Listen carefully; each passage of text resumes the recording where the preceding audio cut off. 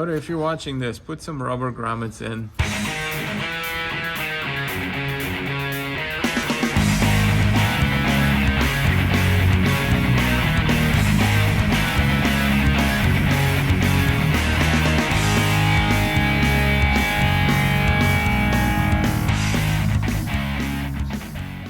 So we're going to mount them today on a 2024 Toyota Tacoma off-road hybrid.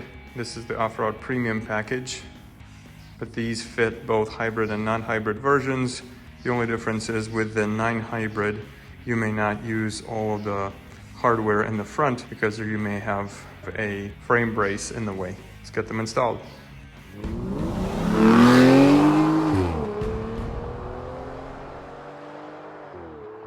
These are Cali raised, USA made rock sliders with kickouts and optional fill plates. Now this is the driver's side, and you can see that the plate is asymmetrical, and that's just because of the construction of the truck, so you do not have mismatched or different kind of rock rail sent to you. This is the way this is supposed to be. The driver's side rear plate is a little smaller than the passenger side one. There's only 3 holes in this one. Then we move on towards the front. This one actually has Cali raised logo.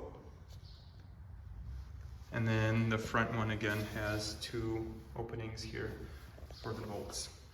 So we start the installation with installing these bed liner coated fill plates, and they help us to step into the truck easily, and these rack rails basically turn into your traditional running boards. And this option runs you about $100 for the plate and the chosen coating. One thing I noticed is that this very edge is a little floppy. It is slightly raised. I'm sure it will settle down with time, hopefully.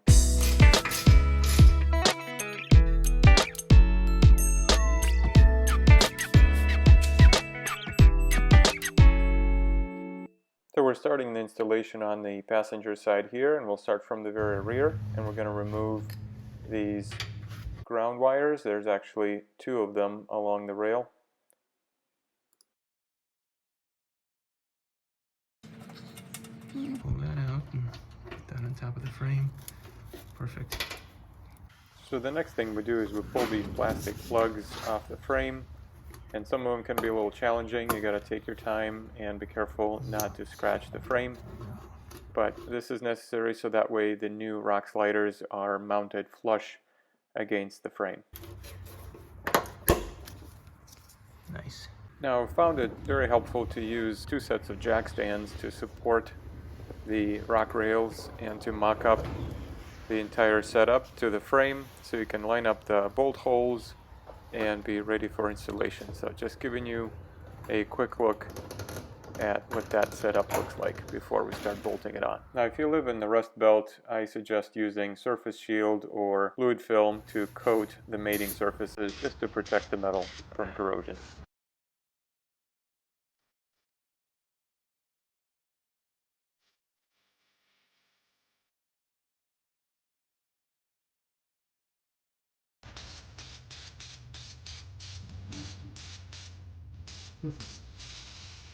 That's great coverage, so go ahead and line up your new rock sliders onto the jack stands and support them well so you can get all the holes lined up and ready for a bolt on. So I've got one started. I've got the second one started. And now is a good time to use your jack to line things up and to help yourself out. Yeah, this is going real easy.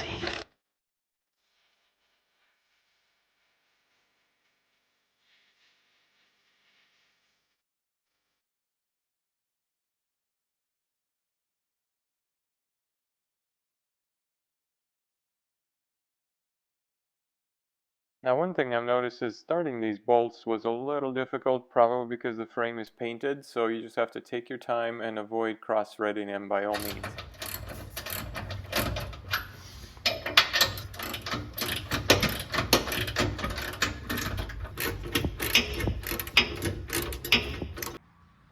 Alright, so we have the rail installed.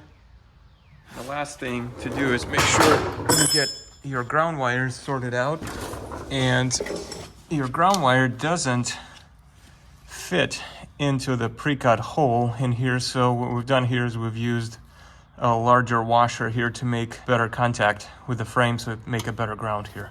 So you've got this one, and then you have one more ground towards the back, and that is this one right here. And again, this one fits a little bit better, but do you see how it doesn't actually go in to the opening? It sits on top, so consider maybe putting an extra washer out here as well for better ground, better contact. So these are all the bolts installed with the rock rail. So you've got 3 in the rear, you have your ground wire, then you have 2 up here, and then you have one large one that goes through the frame. And then as we move forward towards the front, again, you have another 12 here, then you have one that goes through the frame, you have a ground, 2 more 12s, and then you've got 2 12s here on the very front. That's it. That is the passenger side installed, all leveled, ready to go. So moving on to the driver's side, we're going to start with removing the plastic plugs from the frame. Again, take care not to damage the paint on the frame, and just take your time with these. I know they can be a little frustrating, especially the oval ones or rectangular ones, and of course you will break them, but you will not need to reuse them again. Once you install the rock rails, you won't be able to get those plugs back in the same openings again, so just toss them. Another tip for you is you could use a long bolt on the opposite side to push on the plug from the inside while prying on it from the opposite side, and that will help you to put some tension on it, and that way you can grab it well and pull it out. With a little bit of frustration and a prayer, it should go on pretty smoothly for you. Yeah, half the battle of this installation is pulling these plugs out.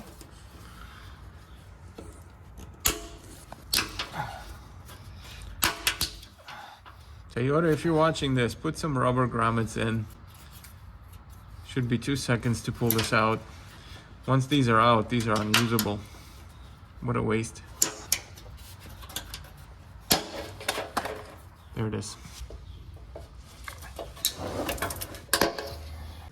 And don't forget your surface shield treatment of the frame, or whatever lanolin product you like to use for corrosion protection.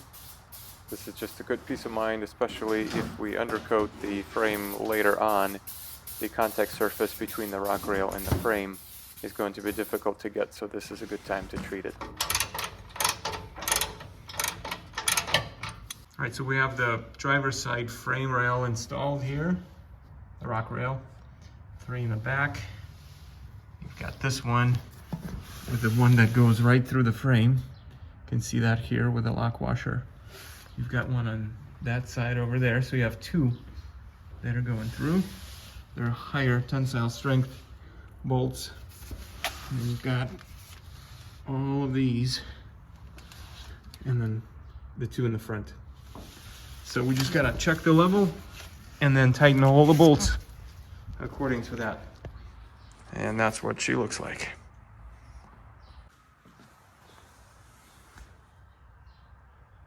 Got it all level, let's tighten it up. So we're about 16 inches off the ground with these rock rails from Cali Raised. Pretty happy with them overall. So 16 inches off the ground, and then 24 to the door threshold here, and then we're about 3 feet up to the seat. We're right at 36 inches, maybe just below that, right? The butt will sit at 34, and then the front here is about 36 here. And here's the view of the final installation here, the installed product.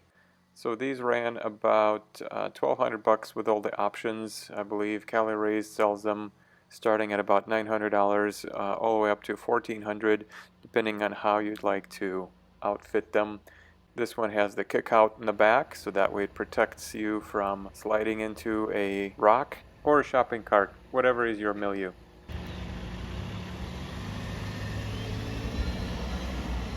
And in the next video, we're going to be protecting the frame also installing the front and rear splash guards into the fender wells, as well as installing some new aftermarket mud flaps to the front and rear.